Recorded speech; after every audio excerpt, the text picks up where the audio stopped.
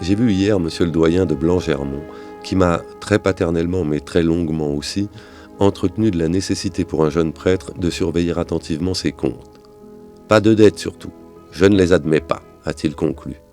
J'étais un peu surpris, je l'avoue, et je me suis levé bêtement pour prendre congé. C'est lui qui m'a prié de me rasseoir. Il avait cru sans doute à un mouvement d'humeur. J'ai fini par comprendre que madame Pamir se plaignait d'attendre encore le paiement de sa note, les bouteilles de quinquina. De plus, il paraît que je dois 53 francs au boucher Geoffrin et 118 au marchand de charbon Delacour. Monsieur Delacour est conseiller général. Ces messieurs n'ont d'ailleurs fait aucune réclamation et monsieur le doyen a dû m'avouer qu'il tenait ces renseignements de madame Pamir. Elle ne me pardonne pas de me fournir d'épicerie chez Camus, étranger au pays, et dont la fille, dit-on, vient de divorcer. Mon supérieur est le premier à rire de ces potins qu'il juge ridicules, mais a montré quelque agacement lorsque j'ai manifesté l'intention de ne plus remettre les pieds chez monsieur Pamir. Il m'a rappelé des propos tenus par moi au cours d'une de nos conférences trimestrielles chez le curé de Verchoc, à laquelle il n'assistait pas. J'aurais parlé en termes qu'il estime beaucoup trop vifs du commerce et des commerçants. Mettez-vous bien dans la tête, mon enfant, que les paroles d'un jeune prêtre inexpérimenté comme vous seront toujours relevées par ses aînés, dont le devoir est de se former une opinion sur les nouveaux confrères. À votre âge, on ne se permet pas de boutade. Dans une petite société aussi fermée que la nôtre, ce contrôle réciproque est légitime et il y aurait mauvais esprit à ne pas l'accepter de bon cœur. Certes, la probité commerciale n'est plus aujourd'hui ce qu'elle était jadis. Nos meilleures familles témoignent en cette matière d'une négligence blâmable. Mais la terrible crise a ses rigueurs, avouons-le. J'ai connu un temps où cette modeste bourgeoisie, travailleuse, épargnante, qui fait encore la richesse et la grandeur de notre cher pays, subissait presque tout entière l'influence de la mauvaise presse. Aujourd'hui qu'elle sent le fruit de son travail menacé par les éléments de désordre, elle comprend que l'ère est passée des illusions généreuses, que la société n'a pas de plus solide appui que l'Église. Le droit de propriété n'est-il pas inscrit dans l'Évangile ? Oh, sans doute il y a des distinctions à faire, et dans le gouvernement des consciences, vous devez appeler l'attention sur les devoirs correspondant à ce droit. Néanmoins, mes petites misères physiques m'ont rendu horriblement nerveux. Je n'ai pu retenir les paroles qui me venaient aux lèvres et pire encore, je les ai prononcées d'une voix tremblante dont l'accent m'a surpris moi-même. Il n'arrive pas souvent d'entendre au confessionnal un pénitent s'accuser de bénéfices illicites. Monsieur le doyen m'a regardé droit dans les yeux. J'ai soutenu son regard. Je pensais au curé de Torcy. De toute manière, l'indignation, même justifiée, reste un mouvement de l'âme trop suspect pour qu'un prêtre s'y abandonne.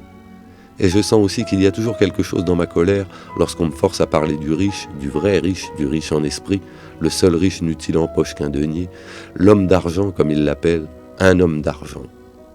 Votre réflexion me surprend, a dit monsieur le doyen d'un ton sec. J'y crois discerner quelques rancunes, quelque aigreur. Mon enfant, a-t-il repris d'une voix un peu plus douce, je crains que vos succès scolaires n'aient jadis un peu faussé votre jugement. Le séminaire n'est pas le monde. La vie au séminaire n'est pas la vie. Il faudrait sans doute bien peu de choses pour faire de vous un intellectuel, c'est-à-dire un révolté, un contempteur systématique des supériorités sociales qui ne sont point fondées sur l'esprit. Dieu nous préserve des réformateurs. Monsieur le doyen, beaucoup de saints l'ont été pourtant. Dieu nous préserve aussi des saints. Ne protestez pas, ce n'est d'ailleurs qu'une boutade, écoutez-moi d'abord. Vous savez parfaitement que l'Église n'élève sur ses autels, et le plus souvent longtemps après leur mort, qu'un très petit nombre de justes exceptionnels, dont l'enseignement et les héroïques exemples, passés au crible d'une enquête sévère, constituent le trésor commun des fidèles, bien qu'il ne leur soit nullement permis, remarquez-le, d'y puiser sans contrôle. Il s'ensuit, révérence gardée, que ces hommes admirables ressemblent à ces vins précieux, mais lents à se faire, qui coûtent tant de peine et de soins aux vignerons pour ne réjouir que le palais de ses petits-neveux. Je plaisante, bien entendu. Cependant, vous remarquerez que Dieu semble prendre garde de multiplier chez nous, séculiers, parmi ses troupes régulières, si j'ose dire, les saints à prodiges et à miracles, les aventuriers surnaturels qui font parfois trembler les cadres de la hiérarchie. Le curé d'Ars n'est-il pas une exception ? La proportion n'est-elle pas insignifiante de cette vénérable multitude de clercs zélés, irréprochables, consacrant leur force aux charges écrasantes du ministère, à ces canonisés ? Qui oserait cependant prétendre que la pratique des vertus héroïques soit le privilège des moines, voire de simples laïcs ? Comprenez-vous maintenant que dans un sens, et toute réserve faite sur le caractère un peu irrespectueux, paradoxal d'une telle boutade, j'ai pu dire « Dieu nous préserve des saints ». Trop souvent ils ont été une épreuve pour l'Église avant d'en devenir la gloire. Et encore, je ne parle pas de ces saints ratés, incomplets, qui fourmillent autour des vrais, en sont comme la menue monnaie et, comme les gros sous, servent beaucoup moins qu'ils n'encombrent. Quel pasteur, quel évêque souhaiterait de commander à de telles troupes ? Qu'ils aient l'esprit d'obéissance, soit, et après. Quoi qu'ils fassent, leurs propos, leur attitude, leur silence même, risquent toujours d'être un scandale pour les médiocres, les faibles, les tièdes. Oh, je sais que vous allez me répondre que le Seigneur vomit les tièdes. Quel tiède au juste? Nous l'ignorons. Sommes-nous sûrs de définir comme lui cette sorte de gens? Pas du tout. D'autre part, l'Église a des nécessités. Lâchons le mot, elle a des nécessités d'argent. Ces besoins existent, vous devez l'admettre avec moi, alors inutile d'en rougir. L'Église possède un corps et une âme. Il lui faut pourvoir aux besoins de son corps. Un homme raisonnable n'a pas honte de manger. Voyons donc les choses telles qu'elles sont. Nous parlions tout à l'heure des commerçants. De qui l'État tire-t-il le plus clair de ses revenus? N'est-ce pas justement de cette petite bourgeoisie, âpre au gain, dure aux pauvres comme à elle-même, enragée à l'épargne? La société moderne est son œuvre. Certes, personne ne vous demande de transiger sur les principes et le catéchisme d'aucun diocèse n'a rien changé, que je sache, au 4e commandement. Mais pouvons-nous mettre le nez dans les livres de comptes? Plus ou moins dociles à nos leçons lorsqu'il s'agit par exemple des égarements de la chair, où leur sagesse mondaine voit un désordre, un gaspillage censé élever d'ailleurs beaucoup plus haut que la crainte du risque ou de la dépense, ce qu'ils appellent les affaires semble à ces travailleurs un domaine réservé, où le travail sanctifie tout, car ils ont la religion du travail. Chacun pour soi, voilà leurs règles. Et il ne dépend pas de nous, il faudra bien du temps, des siècles peut-être, pour éclairer ses consciences, détruire ce préjugé que le commerce est une sorte de guerre et qui se réclame des mêmes privilèges, des mêmes tolérances que l'autre.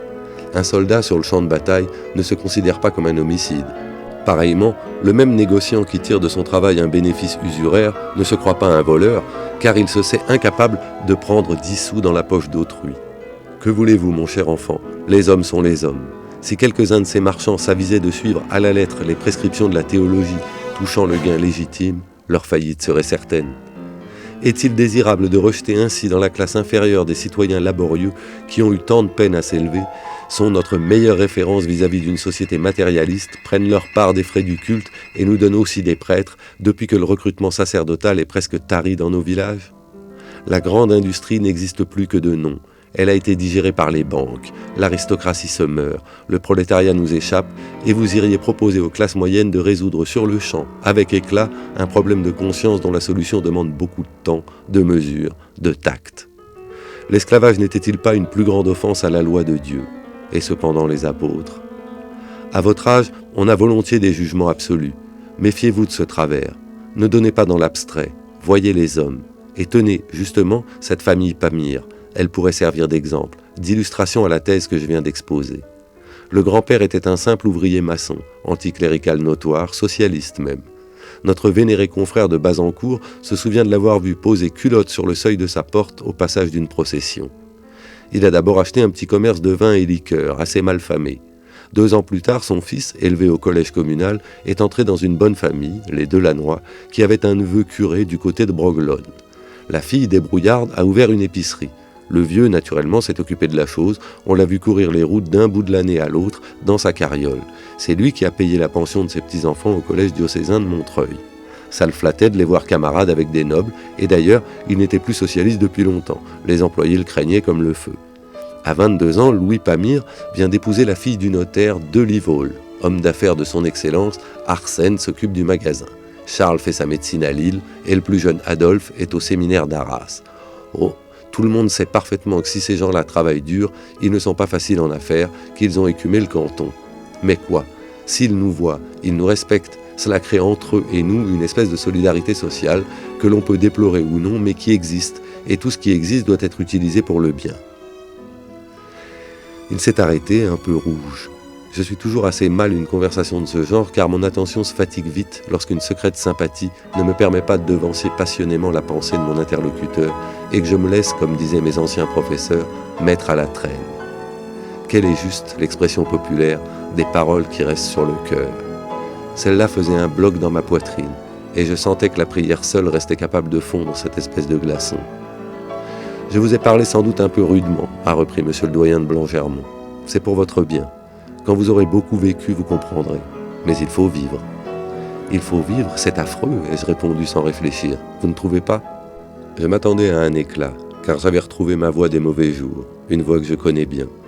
La voix de ton père, disait maman. J'ai entendu l'autre jour un vagabond répondre au gendarme qui lui demandait ses papiers. Des papiers? Où voulez-vous que j'en prenne? Je suis le fils du soldat inconnu. Il avait un peu cette voix-là. Monsieur le doyen m'a seulement regardé longuement, d'un air attentif. « Je vous soupçonne d'être poète. » Il prononce « poète ». Avec vos 2 annexes, heureusement, le travail ne vous manque pas. Le travail arrangera tout.